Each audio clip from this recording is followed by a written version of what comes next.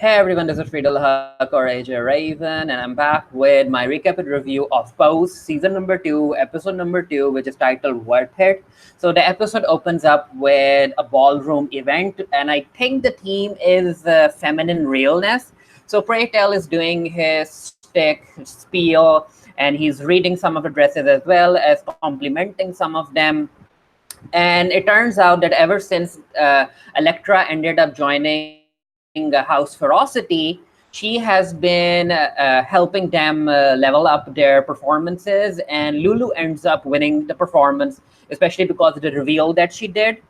So Pray Tell compliments Elektra, and Miss Candy is like, "Nah, don't get it twisted. You just joined a few weeks ago, so it's not all on you." And Elektra is like, "A compliment for one is a compliment for the house," and yada yada yada.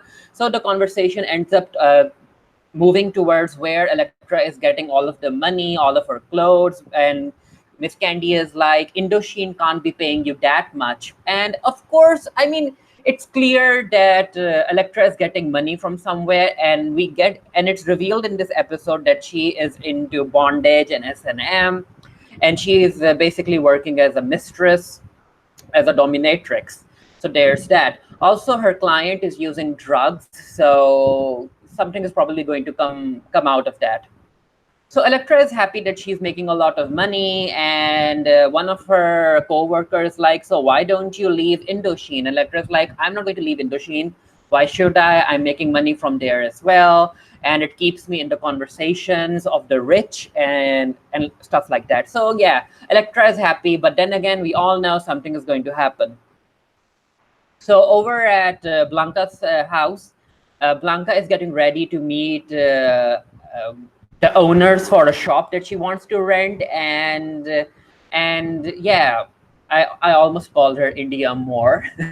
And Angel stops her, and Angel wants Blanca to change her style because she really because I mean, yeah, Angel's suggestion makes sense that if the owner ends up noticing that Blanca is a trans woman, then yeah, she's not getting that shop. Anyway, these two end up talking, and they also talk about privilege, about how Angel is passing while Blanca isn't, and Blanca has to try harder and all of that stuff.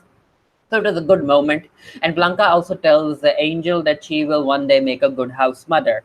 I just hope that that's not foreshadowing about Blanca dying anytime soon. So moving on.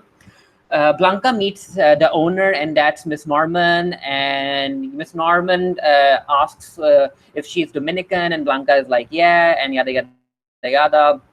And basically, what happened is that Mr. Norman ended up being queer, and Miss Norman walked into them while her husband was having sex with the doorbell person, I guess, or the doorkeeper. I'm not really sure. And she ended up divorcing him, and she got a lot of the properties, and now she's rich and she's famous and she's known as a businesswoman and stuff like that. So these two again talk about renting the place, and Miss Norman decides to give Blanca the space. And she also talks about how women can be mean when times come because life hasn't been fair to them. But in the end, Blanca does get the store, and she's happy about it. And also, the moment that Miss Norman was like, "Let's shake on it and not sign any paperwork," I was like, "Oh, Blanca, you in danger. Something's going to happen." So Ricky comes back, and Damon has all of this type of romantic setting for him, and these two end up kissing, and they're about to do it. But Blanca walks in on them, and she tells them to get ready because they need to go to a funeral. And over at the funeral, everyone is there, and you can notice that Ricky and Damon aren't there, and the other two boys that are in Blanca's house. And yeah, Pray Tell is impressed by Blanca's style, and Blanca is like, "Angel has been helping me out." And then the doctor takes Blanca to the side, and she asks Blanca why she hasn't started her medication, and Blanca is like, "I'm afraid." And then the conversation moves towards how Blanca might have survivor's guilt, and due to the death all around them, Blanca doesn't think that she deserves to live. And it was a deep conversation. So Blanca ends up telling Pray Tell about how she got the shop, and even Pray Tell's expression is like, Blanca, you didn't sign any paperwork, and Blanca is like, no, I didn't. So Blanca is disappointed because none of her boys showed up except for Papi, and she's waiting for them. And she's about to smoke a cigarette, but Angel tells her to stop. And the boys come in, and the boys were drinking, and apparently they were showing off their voguing skills. But Blanca isn't happy. Blanca is like, ballroom is not a trend; it's a culture. Ballroom is a lifestyle. Ballroom is about family, and she's basically very disappointed in her kids, which also makes sense because the kids are young and they want to live their life, but yeah, the kids should also step up when needed. So over at Lulu and Candy's house, they're talking about how every member is able to bring something to the table, and they're about to eat. And Electra is like, "I ain't eating these dietary milkshakes. You all need to order Chinese." And Electra also asks Lulu and Candy for more closet space, and Lulu and Candy are like, "No, you're a guest. You don't get any more closet space." And this ends up annoying Elektra, and she gets up and she talks about how her surgery apparently made her weak, and but the time has passed, and Elektra needs to come back and be the person who she was, and yeah, she basically tells that she's done feeling sorry for herself and she needs to move on, and we all know that she's going to go and make a new house for herself. Also, the way that she was talking and yelling by the table, I was like, is she going to flip the table again like she did in the previous episode? And she basically does that. She like yanks the tablecloth away and makes her and says that it's her signature move. So then the show ends up changing into this fun montage where Elektra is going around town collecting her children for her house. She goes to Tess. She gets Silhouette and Shadow, who are basically the king and queen of Vogue, and she also gets Jasmine, who's a triple threat, and yeah, she's very very pretty. And now Electra's has been formed, including her dad's 5 members. So over at the ballroom, they are having the theme of love, and Angel and Papi have this Romeo and Juliet dramatization, and I'm a fan of India more, but she can't cry. I mean, she looks weird when she cries. So House Ferocity also give their performance, which incorporates Cinderella, and there's a very impressive reveal in there. But before they can go forward, Elektra comes in with her house, and she wants to make a statement, and Miss Candy is like, "No, you have to wait your turn. You are disrupting the ballroom and stuff like that." And Elektra is like, "Why don't we ask the judges whether or not I'm worth having an introduction?" And the judges like, "No, you're not." And yeah, it was basically Elektra and Miss Candy fight. Miss Candy has a hammer. Elektra has a switchblade. It's weird. So before Elektra goes away, she introduces her house as House Wintour, which is named after Anna Wintour, the editor of Vogue magazine. And yeah, I was watching this episode and I was like, don't say it, Elektra. And she did. Elektra literally said, Wintour is coming. And I'm like, Elektra, are you reading novels by J.R.R. Martin? So before she goes away, the 2 boys that were first in Electra's house, then they went to Candy's house, and then they went to Blanca's house. They jumped from Blanca's house back to Electra, and yeah, I guess okay. So over at the bar, Damon is enjoying himself, and this new character by the name Chris comes in, and he talks about how he and Ricky hooked up during the tour. And Ricky comes in, and Damon is like, "Did you sleep with Chris?" And Ricky is like, "No, I didn't. Why don't you believe me?" And then Damon and Chris end up getting into a fist fight, and Pray Tell has had enough of it, and he dismisses everyone. He can't believe that even because they have so much else to fight about, he can't believe how the community is fighting within itself. So in at the house, Damon and Ricky, well, basically Damon is yelling at Ricky about how he cheated on him and how he trusted him, and Ricky continues to say that no, he didn't cheat on Damon, and Damon needs to trust him. And it's also revealed that Damon and Ricky have been having unprotected sex, and Blanca isn't happy about it. Over at Miss Norman's, she's having an interview, and her dogs are named Cash and Credit, and I'm like, okay. And her son comes in, and he basically tells his mother that the store that she thought that she gave to a woman is actually not a woman and stuff like that. And Miss Norman is like, yeah, we can't have none of that. So she sends her son to basically kick Blanca out. Now, the thing that I like is that Miss Norman at least paid Blanca back. So at least that was good. So Blanca isn't happy about it. She tells Pretel about what happened to her, and Pretel is like, "Yeah, you didn't sign any contract, so I kind of saw this happening." And he also tells Blanca that she shouldn't give up. She should set a good example for her children. And this leads to a conversation about Damon and Ricky having unprotected sex, and how young men, queer men, are told not to value their lives and all of that deep conversation stuff. And Blanca has to tell Damon and Ricky that there's value in their life. And in order to do that, she also has to stand up for herself. So she goes back to the salon. Miss Norman comes in to kick Blanca out, and she's like, "Blanca, what you're doing? What are you doing? I can work with murderers and thieves, but I can't work with liars." And Blanca isn't stepping down. She's like, "You can't discriminate against me.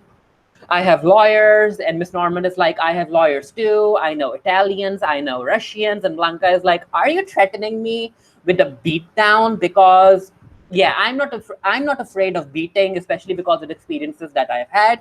Now, I'm not sure about you, but I do think that Miss Norman was impressed by the character that Blanca showed. So I'm interested to see how the relationships moves forward from here.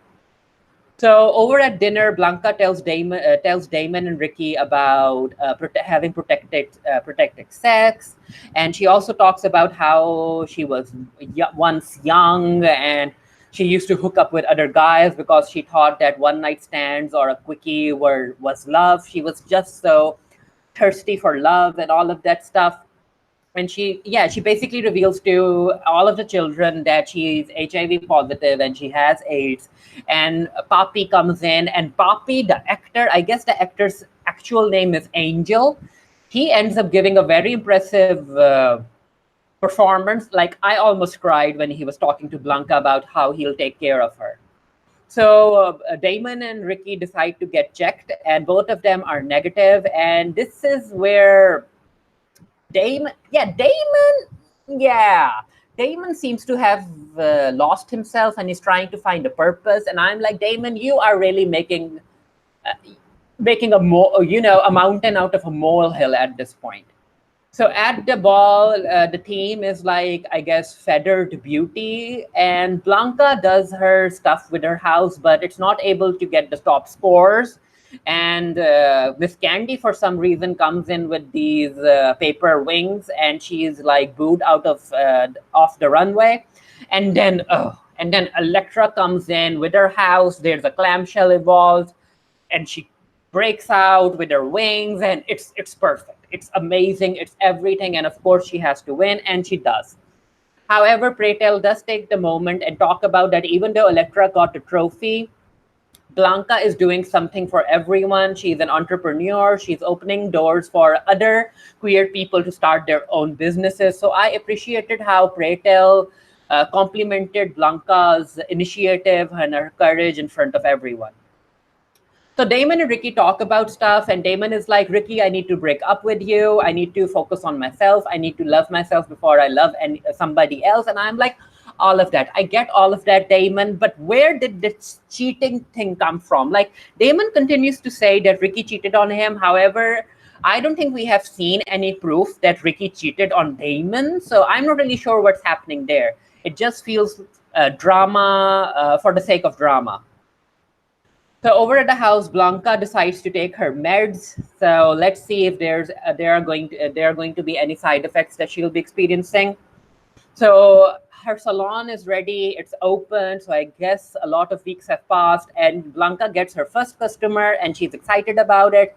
And that's the thing that I like about this show, that even though they showed that Blanca, that things didn't work out necessarily with Miss Norman and Blanca. This show doesn't beat down its characters, which are majorly transgendered characters, and it's fun to see that even though Pose has a lot of pain and it talks about a lot of devastating history, it still has a lot of hope for the characters that it's portraying. So I like that about this show. And yeah, India is working on her poses with Puppy, and Ricky decides to move out of the house, and which again, I'm not really sure why all of this is happening. And Damon is teaching other people at the YMCA to Vogue. And Elektra has moved into this luxurious apartment, and she's living her life. And I'm like, Elektra, how much money are you really getting? Like, is being a dominatrix really this lucrative? So at the house, Angel calls Damon out about, even though she respects that Damon selected himself or chose himself, she is disappointed that Ricky had to leave. And this is where Poppy tells everyone that Ricky has joined House Winter. So yeah, I guess we are going to see a showdown between Damon and Ricky. I do think that these two are going to get back together down the line. Or maybe not. Let's see. So anyway, Blanca is like, I'm not really worried about Ricky joining House Winter, how many members that we have lost, because House Evangelista has always been the underdogs, and we'll get back to it. And yeah, they have so much to be happy about, and they showed their gratefulness to cheering and all of that. Again, like I said, this show has a lot of hope and love. And the episode ends with the statement or a quote: blood does not family make, those are relatives. Family are those with whom you share your good, bad, and ugly, and still love one another in the end. Those are the ones you select. So it talks about, and it's by Hector Extravaganza, who died in 2018. So it's all about your chosen family, which is a very big part of the queer community.